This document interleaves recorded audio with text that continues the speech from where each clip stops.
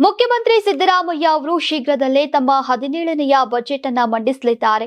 ಇದರ ಜೊತೆಗೆ ಮುಂದಿನ ದಿನಗಳಲ್ಲಿ 18 ಮತ್ತು 19ನೆಯ ಆಯವ್ಯಯವೂ ಕೂಡ ಮಂಡಿಸುವಂತಹ ಸಾಧ್ಯತೆ ಇದೆ ಅಂತ ವಿಪಕ್ಷ ನಾಯಕ ಆರ್ ಅಶೋಕ್ ಅವರು ವ್ಯಂಗ್ಯವಾಡಿದರು. ವಿಧಾನಸಭೆಯಲ್ಲಿ ರಾಜ್ಯಪಾಲರ ಭಾಷಣಕ್ಕೆ ವಂದನಾ ನಿರ್ಣಯದ ಮೇಲಿನ ಚರ್ಚೆಯಲ್ಲಿ ಮಾತನಾಡಿದಂತಹ ಅವರು ಸಿಎಂಗೆ ಕಂಗ್ರಾಚುಲೇಷನ್ಸ್ ಅನ್ನ ಹೇಳಿದ್ರು. ಕೆಲವೇ ದಿನಗಳಲ್ಲಿ ಸಿದ್ದರಾಮಯ್ಯ ಅವರು 17ನೆಯ ಬಜೆಟ್ ಅನ್ನ ಮಂಡಿಸ್ತಾ ಇದ್ದಾರೆ. ಮುಂದೆ ಮತ್ತೆರಡು ಬಜೆಟ್ ಕೂಡ ಮಂಡಿಸ್ತಾರಂತೆ. ಅದಕ್ಕಾಗಿ ಸಿಎಂಗೆ ಅಭಿನಂದನೆಗಳು ಅಂತ ಅಶೋಕ್ ಅವರು ಹೇಳಿದ್ರು.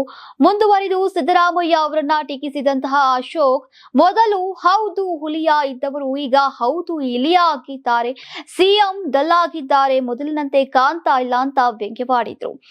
ರಾಜ್ಯದಲ್ಲಿ ಅಕ್ರಮ ಬಾಂಗ್ಲಾ ವಲಸಿಗರ ಸಂಖ್ಯೆ ಹೆಚ್ಚಾಗ್ತಾ ಇದೆ ಅಂತ ಆರೋಪಿಸಿದಂತಹ ಆರ್ ಅಶೋಕ್ ಅವರು ಚಿಕ್ಕಮಗಳೂರು, ಹಾಸನ ಹಾಗೂ ಕೊಡಗು ಜಿಲ್ಲೆಗಳಲ್ಲಿ ಅವರು ನೆಲೆಯೂರಿದ್ದಾರೆ ಎಂದರು. 5,000 ಕೊಟ್ರೆ ಆಧಾರ್ ಕಾರ್ಡ್ ಮಾಡಿಸಿ ಕೊಡ್ತಾರೆ. ನಮ್ಮವರು 1,000 ರೂಪಾಯಿ ಕೂಲಿಯನ್ನ ಕೇಳ್ತಾರೆ. ಆದ್ರೆ ಬಾಂಗ್ಲಾದವರು 300 ರೂಪಾಯಿಗೆ ಕೆಲಸವನ್ನ ಮಾಡ್ತಾರೆ. ಕಡಿಮೆ ಕೂಲಿಗಾಗಿ ನಮ್ಮವರೇ ಅವರಿಗೆ ಕೆಲಸವನ್ನ ಕೊಡ್ತಿದ್ದಾರೆ ಅಂತ ಹೇಳಿದ್ರು. ರಾಜ್ಯದಲ್ಲಿ ಸುಮಾರು 37 ಲಕ್ಷ ಜನರು ಮನೆಗಾಗಿ ಅರ್ಜಿಯನ್ನ ಹಾಕಿದ್ದಾರೆ.